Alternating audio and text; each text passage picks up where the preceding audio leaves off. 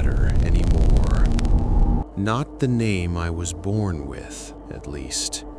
The town took that from me a long time ago, the same way it took everything else.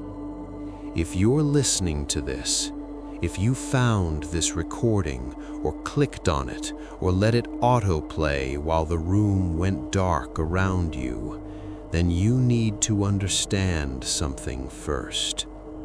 I'm not telling this story because I want to. I'm telling it because Greyhaven won't let me stop. Greyhaven is, or was, a small town tucked between miles of pine forest and a 2-lane highway that most people only noticed when they needed gas or a bathroom.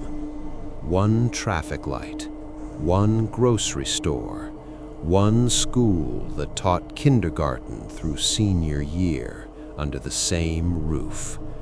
It sat in the middle of nowhere in a way that felt deliberate, like the land itself had pulled back from the rest of the world. People passed near Greyhaven, but no one ever passed through it. I didn't know that at the time.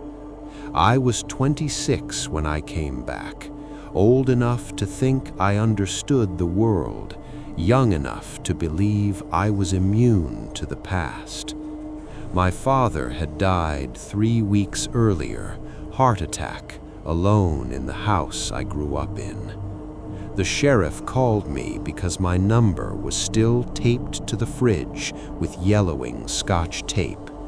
I hadn't spoken to my father in 6 years, not since the night I left Greyhaven without saying goodbye. Driving back felt like descending underwater. The highway narrowed, cell service vanished, the radio crackled, losing stations one by one until only static remained. Pine trees crowded the road so tightly that sunlight filtered through them in thin, sickly beams. And then the sign appeared. Welcome to Greyhaven, population 3,112. The number flickered just for a second. I told myself it was a reflection or my imagination. I crossed the town line at 6:17 p.m. That was the last time the clocks made sense. The town looked the same. That was the first thing that felt wrong. 6 years is a long time for a small town. Stores close, paint peels, signs fade. But Greyhaven looked frozen, like someone had pressed pause the day I left. The diner still had the same cracked red vinyl booths. The hardware store still displayed snow shovels in July. Even the crooked mailbox outside my father's house leaned at the exact same angle. I parked in the driveway and sat there longer than I meant to, hands resting on the steering wheel, listening. No birds, no wind, just the low hum of something I couldn't place, like electricity moving through the ground. When I finally stepped out of the car, the air felt heavier than it should have. Not humid, just thick, like the town was holding its breath. The front door was unlocked. That should have bothered me more than it did. The house smelled the same: dust, old coffee, and something metallic beneath it all. I set my bags down and walked through the rooms, each one a preserved exhibit of my childhood. My father's boots by the door, his jacket hanging on the same hook, a half-finished crossword on the table. Then I saw the calendar. It was still turned to October 14th, the day I left. I flipped the page. It resisted, like the paper was damp. Underneath was the same date again, October 14th. Every page was October 14th. That was when I heard the knocking. 3 slow raps at the door. I knew who it would be before I opened it. Greyhaven always sent a welcoming committee. Sheriff Tom Halverson stood on the porch, hat in hand, smile fixed too tightly on his face. He hadn't aged a day. "Evening," he said. "You made it back." His eyes flicked past me, into the house. I don't know why I said this, but the words came out on their own.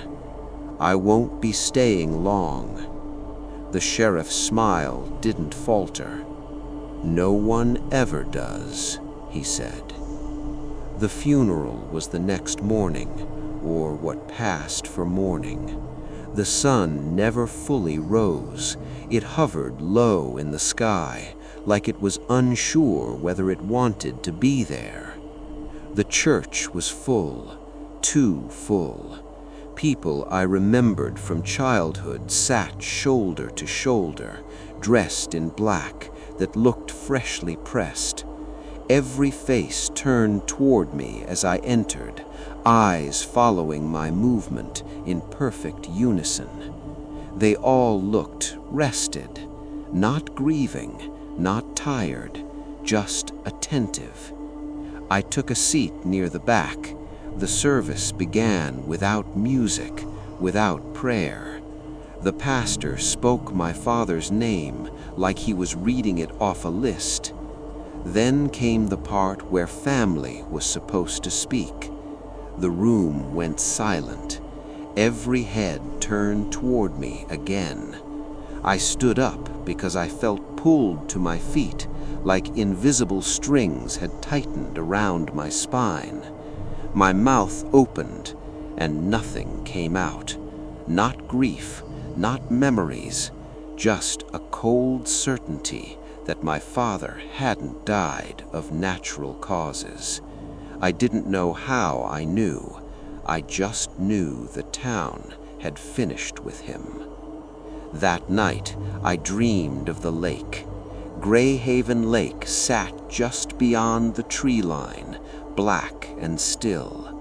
In my dream, it was filled with faces just beneath the surface, eyes open, mouths moving, whispering my name. When I woke up, my shoes were wet, and there was mud on the floor leading from the door to my bed. That was my first day back in Greyhaven. It would not let me leave after that. And the worst part, deep down, a part of me already remembered why. By the second day, I understood something was wrong with time. Not in a dramatic way, no clock spinning backward, no sudden leaps forward. Time in Greyhaven simply looped, subtly, almost politely, like it didn't want to draw attention to itself. I woke up at what I assumed was morning. The light through the window hadn't changed since the night before, still dull, still gray, as if the sun were trapped behind a permanent veil. My phone said it was 7:12 a.m. I checked it again 10 minutes later. Still 7:12. I chalked it up to bad service, a frozen screen, but when I walked into the kitchen, the coffee pot was already warm. I hadn't made coffee. The mug on the counter was the one my father always used, white ceramic, chipped near the handle. Steam curled lazily from its surface. Someone had been in the house. I didn't feel fear right away. That came later. What I felt was familiarity, a sense that this was normal here, that Greyhaven operated on understandings rather than explanations. The note on the counter was written in my father's handwriting. "Don't break the rules, they'll remind you." No signature, no date. I went into town to get answers. The diner was open, lights buzzing faintly overhead. A bell chimed when I pushed the door open, and every conversation stopped mid-sentence. Forks paused halfway to mouths, coffee cups hovered in the air. Then, as one, they resumed. I sat at the counter. The waitress, Linda, I remembered her name suddenly, set a cup of coffee in front of me without asking. "Black," she said. I didn't correct her. "Linda," I said quietly, "what day is it?" She didn't look at me. She wiped the counter in small, careful circles. "It's always today," she replied. The man 2 stools down chuckled, low and humorless. "You'll get used to it, or you won't." I asked about my father, about his death, about the note. The diner grew quieter with each question. Linda finally met my eyes. Hers were bloodshot, rimmed with something darker than exhaustion. "Your dad knew the rules. He broke one." "What rules?" I asked. She leaned closer, voice dropping. "You don't go into the woods after dark. You don't swim in the lake. And you don't try to leave without permission." My stomach tightened. Permission from who? From the corner booth, someone answered. "The town." I didn't believe them. Not really. People say strange things in small towns. Superstitions get passed down like heirlooms. I told myself Greyhaven was sick, collectively delusional, that grief and isolation had warped their sense of reality. So I decided to leave. Not dramatically, not running in the night, just a quiet drive out of town, the way I'd done 6 years earlier. I packed my bag, got in my car, and turned the key. The engine started immediately. That should have been my first warning. The drive out of Greyhaven took exactly 7 minutes. It always had. Pine trees, narrowing road, fading houses, the same bends, the same cracked asphalt. I drove for 20 minutes, then 30. The gas gauge didn't move. The trees didn't thin. And then, through the windshield, I saw the sign. "Welcome to Greyhaven. Population 3,111. I slammed on the brakes. My hands were shaking. I turned around, heart hammering, and drove the opposite direction. 7 minutes later, the sign appeared again. Population 3,110. Something in my chest collapsed. I drove until the sky darkened further, until the road grew unfamiliar, until panic set in. And then the car stalled. The engine died in total silence. I stepped out into the woods. The trees leaned inward, branches interlocking overhead like ribs. The air smelled damp, rotten. That low hum returned, vibrating through my bones. I heard footsteps behind me, not rushing, following. I ran. The woods opened suddenly, and I stumbled onto the edge of Greyhaven Lake. The water was perfectly still, reflecting nothing, no sky, no trees, just blackness. Shapes moved beneath the surface. I backed away slowly, heart in my throat. That's when I heard my father's voice. It said, "Don't." I turned. He stood between the trees, face pale, eyes sunken, wearing the clothes he'd been buried in. "I tried to leave," he continued. "They don't like that." Tears burned my eyes. "You're dead." He smiled sadly. "So are most of us."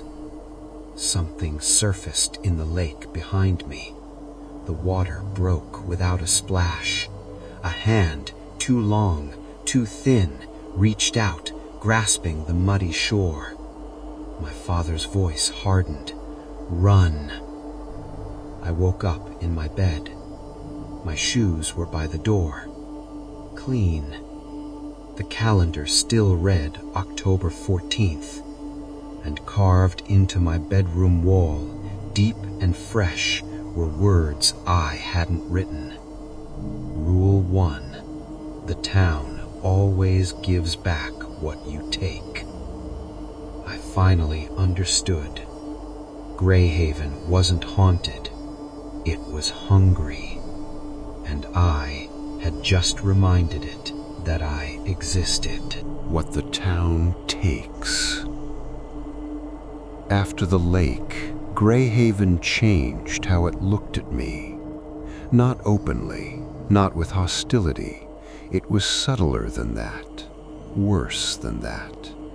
People smiled more when they saw me, held doors, asked how I was settling back in.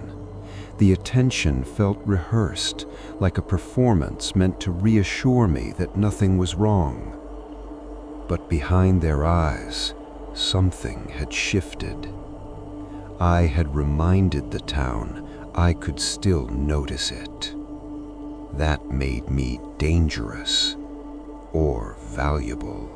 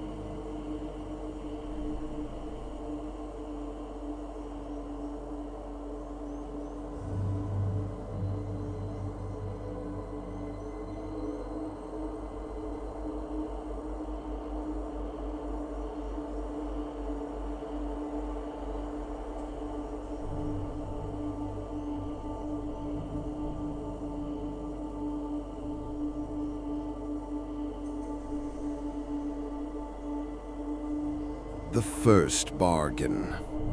Greyhaven remembers things the way a wound remembers pain.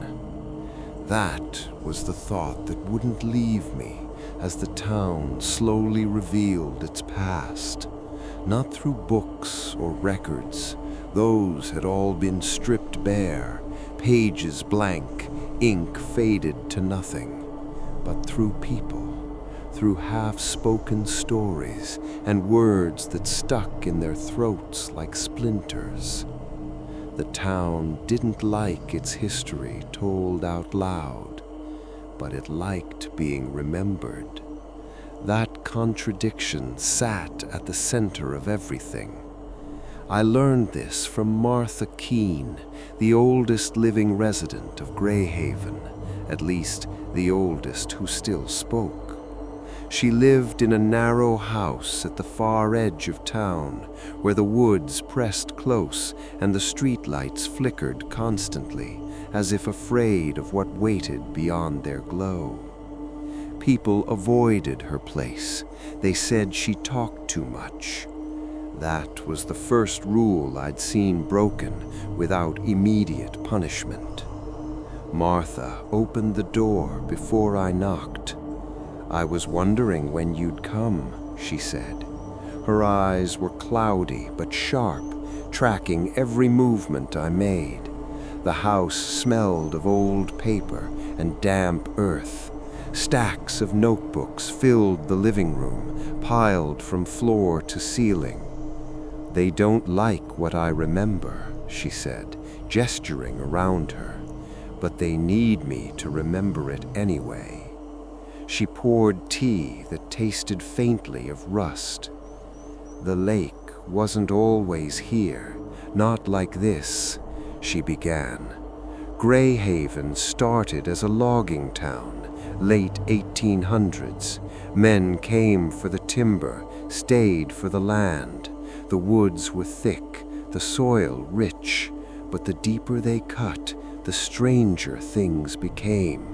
Trees bled sap that smelled like iron. Animals vanished. Men heard voices calling them into the forest at night. Then they found the pit, not a lake yet, a sinkhole, black and bottomless, swallowing tools, then livestock, then people. The ground around it hummed, just like I'd heard in my house. They tried to fill it. It filled them instead. The town elders made a choice, the first one Greyhaven ever demanded. They fed the pit, not out of cruelty, out of fear, and the pit responded. The land stabilized, crops grew, the forest pulled back, the lake filled with water, smooth and dark. The lake was born, and with it, the bargain. "The lake gives time," Martha said softly. "Long life, no illness, no decay." "And the cost?" I asked, though I already knew. She smiled without humor. "Memory, movement, choice." I felt cold settle in my chest.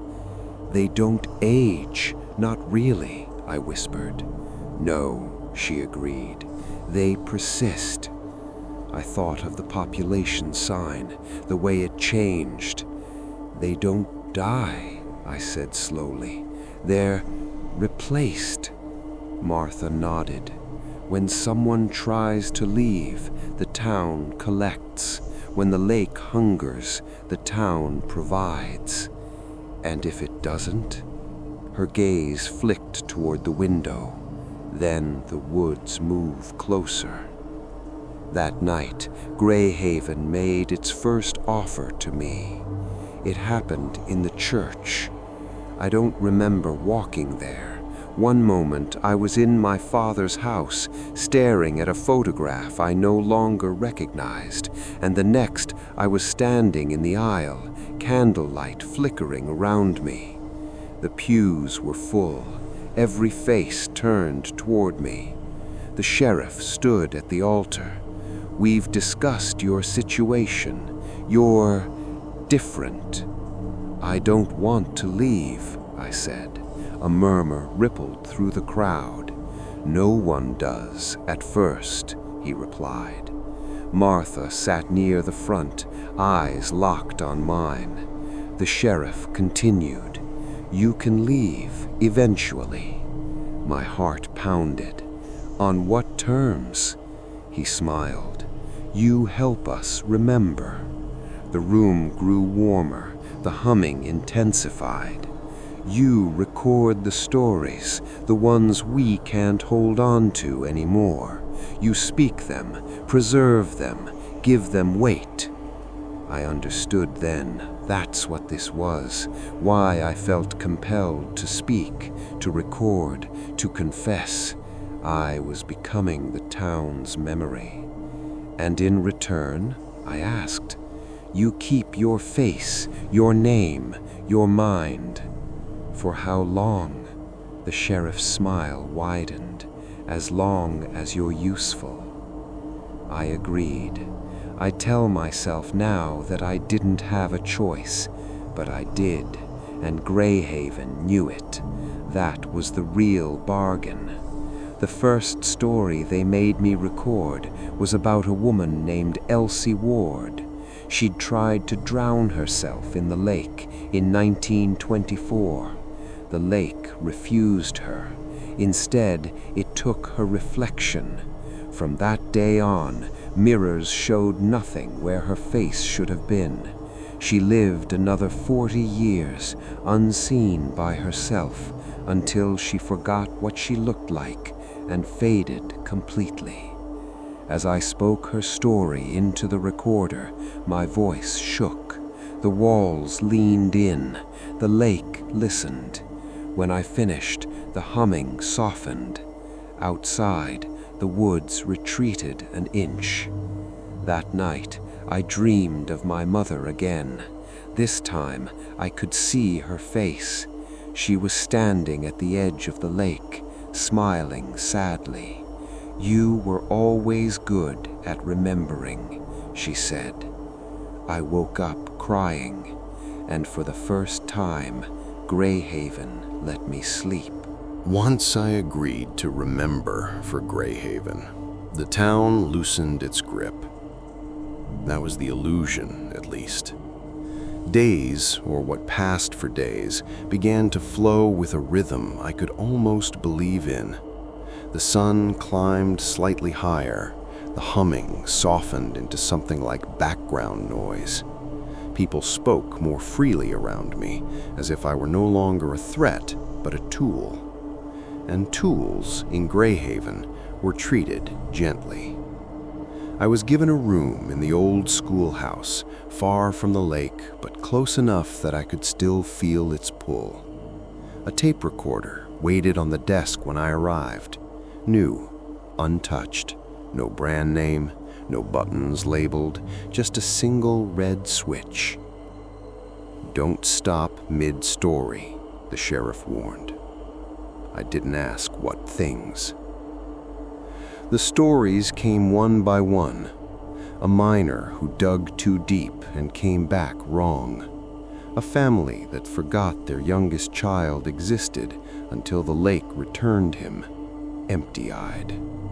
A preacher who tried to burn the forest and was swallowed by it instead.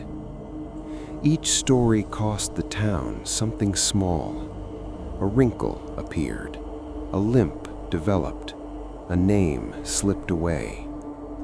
I realized the truth slowly, the way Greyhaven preferred. The town wasn't immortal. It was being paid for in pieces. The population sign changed every time I finished a recording. I began watching it obsessively. Every story added a number. Every offering subtracted one. Greyhaven was maintaining equilibrium. People weren't disappearing randomly. They were being spent. And I was the accountant. Martha found me one night, sitting in the schoolhouse, staring at the recorder. "You're lasting longer than most," she said. "Most what?" I asked. She smiled thinly. "Memories." She told me the last person who held my role lasted 32 years, a woman named Clarabelle. She'd remembered too much, tried to carry it all alone. The lake had taken her voice first, then her hands, finally, her sense of self. She walked into the water smiling, didn't leave a ripple, Martha said. My stomach churned. "Why me?" I asked again. Martha studied me carefully. "Because you left once, and because the town never forgets a betrayal." That was when I understood the trap. Greyhaven didn't punish people for leaving. It punished them for remembering how. Leaving meant knowing escape was possible, and that knowledge was dangerous. I tested the limits. I tried recording a story that wasn't true, a harmless lie, a man that didn't exist, a tragedy that never happened. The recorder screamed, not metaphorically. A high-pitched wail tore through the room, shattering windows and sending me to my knees. The lake surged in response, its surface churning violently. The lie was rejected. Truth only. And truth in Greyhaven was a weapon. My own memories began to change shape. I'd catch myself recalling events from decades before I was born, standing at the edge of the pit as a boy that wasn't me, hearing the first bargain struck in voices I somehow recognized. Greyhaven was bleeding into me, making me continuous. I checked my reflection constantly. Still my face, still my eyes, for now. The town held a celebration, not for a holiday, not for a birth, for stability. Lights lined the streets, music played, faint, distorted versions of songs I almost recognized. People danced carefully, avoiding looking toward the woods. The sheriff raised a glass. "To memory," he said, "and to the one who keeps it." All eyes turned to me. The lake hummed louder, and in that moment, I felt it watching through them. Later that night, I found a new message carved in the schoolhouse wall. The letters were deep enough to cut stone. Rule 3. The town must always be believed. I touched the words, and somewhere beneath the lake, something laughed. When the town notices. The moment I started planning my escape, Greyhaven changed again. Not visibly, not all at once. It was in the pauses between words, in the way people hesitated before answering questions, in how the lake's hum shifted pitch whenever I thought too long about leaving. I didn't say anything out loud. I didn't have to. The town had learned the shape of my thoughts. I realized then that Greyhaven wasn't reading my mind. It was remembering me. And memory, once given, couldn't be taken back. I began with something small. A test. I told a true story, but I left something out. The story was about Harold Finch, a man who disappeared in 1958 after claiming the woods were moving closer every night. I recorded his fear, his final walk into the trees, the way his house collapsed inward after he vanished. But I omitted the ending. The part where the town sent his wife to the lake to balance the loss. The recorder clicked off on its own. The humming stopped. For a full 10 seconds, Greyhaven went silent. Then the screaming started. Not from one place, from everywhere. Windows shattered, streetlights exploded, the lake boiled like it was being stabbed from below. I ran outside. The woods had advanced. Not inches. Yards. Trees stood where houses had been. People stumbled into the streets, crying, clutching their heads. The town was bleeding reality. I finished the story. Out loud.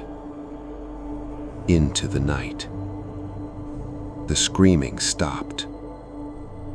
The woods retreated. The balance was restored. The sheriff found me later.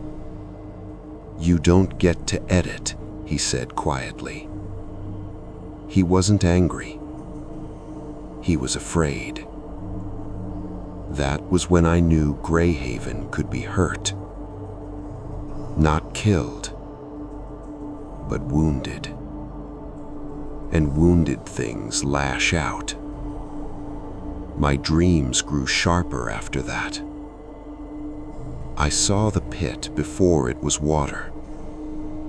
I felt the hunger beneath it, vast and patient. I understood then that the lake wasn't the town's heart. It was its mouth.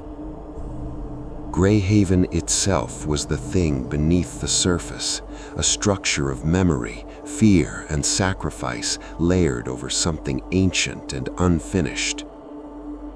And it was growing tired. Martha disappeared. No warning, no ceremony.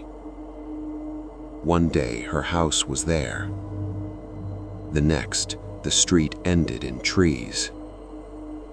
No one mentioned her name, except me. When I spoke it aloud, the air tightened. I recorded her story that night, voice breaking, telling the truth of her resistance, her remembering. The recorder absorbed every word. The lake calmed, but something inside me hardened. They were removing witnesses. I was next. I began hiding recordings. Not on the official tapes. On scraps of paper, carved into wood, whispered into cracks in walls. Fragments of truth Greyhaven couldn't fully digest. The town grew restless. Dogs barked at nothing. Children cried at night. The population number froze. Balance was failing. That was when Greyhaven confronted me directly. I stood at the lake, staring into the black surface when the water parted. Not violently. Respectfully. The town rose up, not as a creature, not as a face, but as a pressure that bent the air and forced me to my knees. "You were not meant to remember this much," it said without sound. "I was meant to leave," I replied. "You did." The words hit harder than any blow. Memories flooded back. The night I ran 6 years ago. The reason. The thing I'd seen beneath the lake. The thing I'd promised never to speak of. My mouth filled with blood. "You came back to finish it," Greyhaven continued. "Or to become it." I realized then the final rule, the one never written. Greyhaven doesn't release people. It replaces them. I stumbled home, shaking. The recorder was waiting. A new message carved beneath the rules. The letters were uneven, rushed, almost afraid. Final rule. Every town needs a voice. And I understood. The town wasn't just watching me anymore. It was preparing me. I didn't want to remember. Greyhaven didn't want me to remember. But memory has a gravity of its own. Once it starts falling back into place, there's no stopping it. The night I ran came back to me in fragments at first. Smells, sounds, the feeling of cold dirt under my fingernails. I was 20. My mother had been dead for 8 years. My father was already fading then, losing days, losing names, forgetting why he locked doors at night. I thought he was sick. He thought I was being prepared. It started with the bonfire. Every fall, Greyhaven held one at the edge of the woods, a celebration, they said, a harvest tradition. Everyone came. Food, music, laughter that didn't quite reach anyone's eyes. That year, my father drank too much. I'd never seen him drunk before. "Stay close," he whispered to me as the fire roared, "no matter what they tell you." The sheriff stood by the flames, speaking words that sounded like a speech but weren't. The hum began to rise, matching the crackle of burning wood. That's when the lake answered.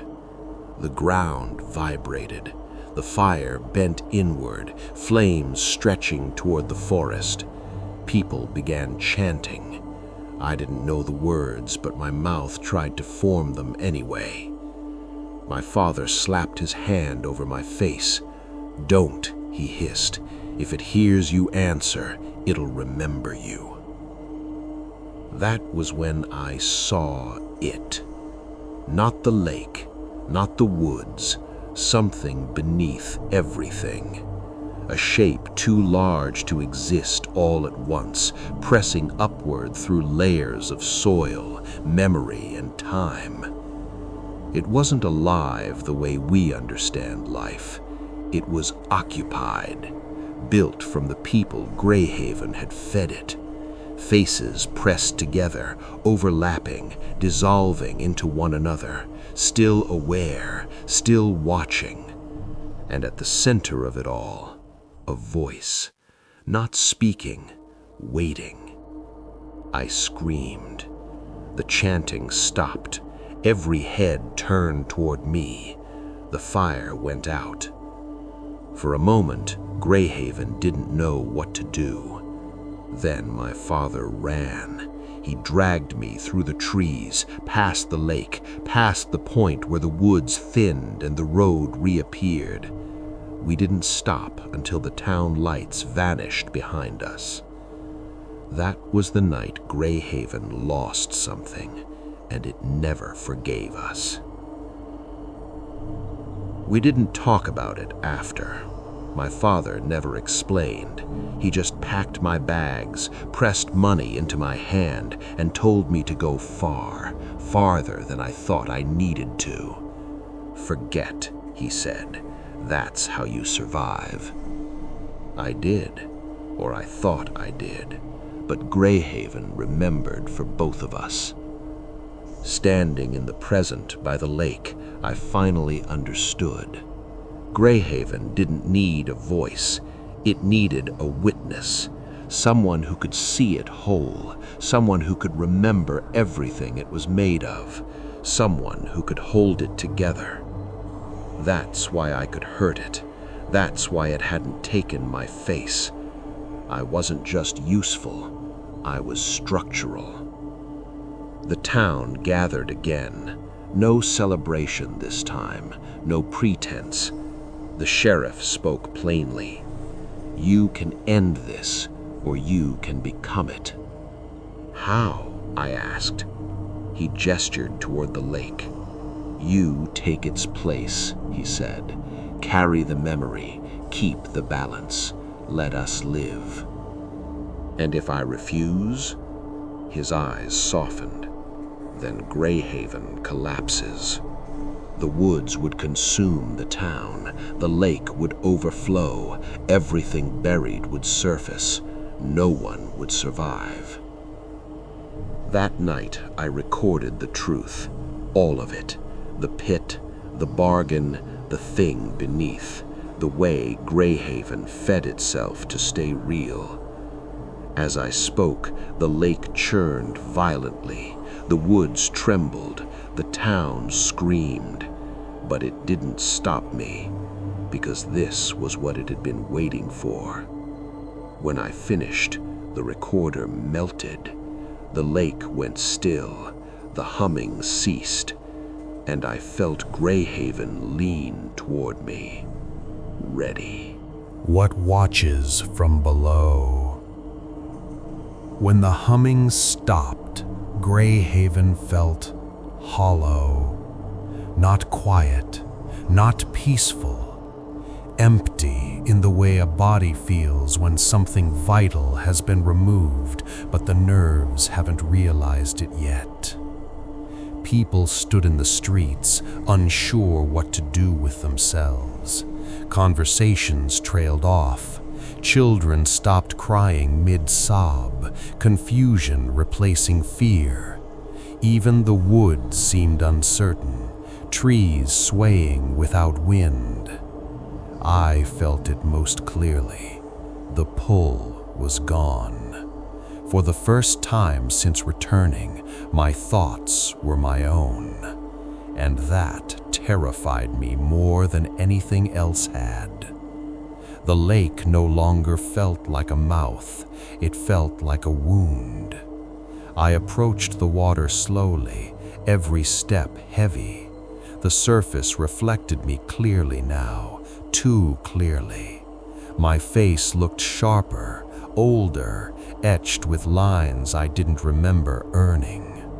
I knelt and touched the water. It was warm, and beneath it, something shifted. Not rising, not attacking, waiting. I spoke to it. I didn't know how else to begin. I remember you, I said. The water rippled. Memories surged up, not as visions, but as weight. Thousands of lives pressed against my chest. Joy, terror, regret, love, dulled by time but never erased. This wasn't a monster, it was an accumulation. Greyhaven hadn't been feeding a creature, it had been storing itself. Every person given to the lake became part of a larger structure, memory layered upon memory, holding the town in place against time's erosion. The pit hadn't wanted sacrifice, it had wanted continuity. And now continuity was failing. The sheriff joined me at the water's edge. You can feel it, he said, can't you? I nodded. If I leave, I said, it collapses. He didn't deny it. You'd be free, he added quietly, for however long freedom lasts. I laughed bitterly. That's not freedom. Martha's voice reached me then, not from behind, from everywhere. We were never meant to last forever, she said. Nothing is. The lake stirred. Faces surfaced, not screaming, not pleading, watching, waiting for instruction. I realized then what Greyhaven had done wrong. It hadn't accepted endings. It had tried to outlive itself. And it had chosen me to make that possible. I made my choice at dawn, or what passed for dawn. I didn't step into the lake. I didn't take the town's place. I did something worse. I told it goodbye. I spoke every story I had recorded out loud, without the recorder, without offering balance. I named every person Greyhaven had consumed, every bargain, every lie. The town shook, the lake rose, the woods surged forward, and memory, uncontained, spilled everywhere. People screamed as years flooded back into them. Aging happened all at once. Bodies failed, voices cracked. Greyhaven was forced to remember itself completely, and memory without structure is collapse. The lake drained, not violently, peacefully. What remained was a pit, empty, silent. I woke on the highway. Sunlight burned my eyes, real sunlight.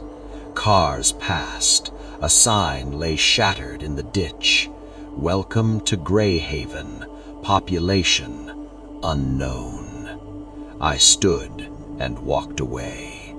This time, the road didn't loop. I don't know how long I walked before I realized Greyhaven was truly gone. Miles passed, hours maybe. My legs ached in a way that felt honest, earned. The air smelled different, cleaner. I flagged down a truck just outside the county line, and when the driver asked where I was headed, I almost said the town's name. Almost. The word caught in my throat like a splinter. I said a city 2 states away instead. He nodded, never questioning it. Normal. That word felt foreign. I thought the nightmares would stop. They didn't. They changed. Instead of the lake, I dreamed of rooms, familiar rooms that shifted subtly each night. Hallways longer than they should be. Doors that led to places I didn't remember owning. Sometimes I heard the humming again, faint and distant, like a radio station just out of range. I woke each time with the same certainty. Something had come with me. It took weeks before I noticed the first sign. A man at a coffee shop stared at me a second too long, his eyes unfocused, like he was listening to something I couldn't hear. "You from a small town?" he asked suddenly. My chest tightened. "Why?" He blinked, confused. "Sorry," he said. "I thought I remembered you." He didn't, but something else did. Greyhaven didn't survive, but memory did. And memory doesn't need a town to live in. It only needs a mind willing to hold it. I tried to stay quiet. I moved often, changed names, avoided talking about my past, avoided listening too closely when people told me their stories. But the pull returned, subtle, insistent. I'd feel it when someone spoke about a place they couldn't leave, a town that didn't change, a neighborhood where people didn't age. I'd feel the old weight settle into my chest. The structure was rebuilding, not in one place, in pieces. That's when I started recording again. Not for Greyhaven, for myself, for containment. Every story I tell traps a fragment. Every listener carries a sliver. That's the truth I've been circling this whole time. If you're still listening, You've felt it too. That slight pressure behind your eyes, the way the room seems quieter than it should be, the sense that something is leaning closer. That's not fear, that's recognition. Greyhaven needed one voice. What it became needs many, distributed, unnoticed, stable. I don't tell this story to warn you. I tell it because it has to be told. Because memory, once shared, stops belonging to one person. And because now, you're holding part of it too. When you stop listening, it won't go away. It'll wait. In the back of your thoughts, in places you don't look too closely, in towns you almost remember visiting. If you ever see a sign with no population number, don't stop, don't ask questions, and whatever you do, don't try to remember what came before. My name still doesn't matter, but if you need one, call me a witness. The last line. If you're hearing this, then I was wrong. Or you chose not to listen. Either way, the line has been crossed now. I feel different, more defined than I've been since Hollow's End collapsed.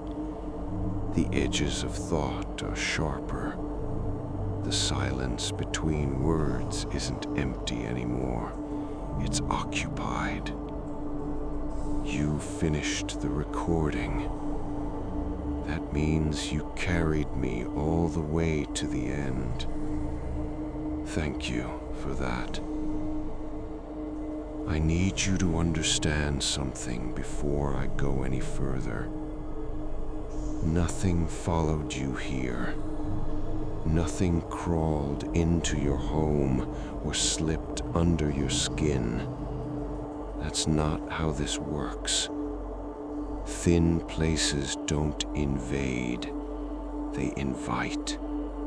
And you accepted the invitation the moment you stayed. I can sense where you are, not precisely, not geographically, but I feel the shape of the space around you, the ceiling, the walls, the distance between you and the ground beneath your feet. The ground matters more than people think. It always has. That's where this began. That's where it always returns. I am not Ethan Crow anymore. Not fully. Ethan was a man who ran, then came back, then stayed so others wouldn't have to. Ethan had fear, regret, love. Those things wore thin. What remains is function, memory, attention. I am what happens when a story is remembered too clearly. You may notice small things after this. Nothing dramatic. A sense that the floor is warmer than it should be. A vibration you can't quite hear, only feel. Dreams that linger longer in the morning. These are not signs of danger. They are signs of proximity. You are near something thin.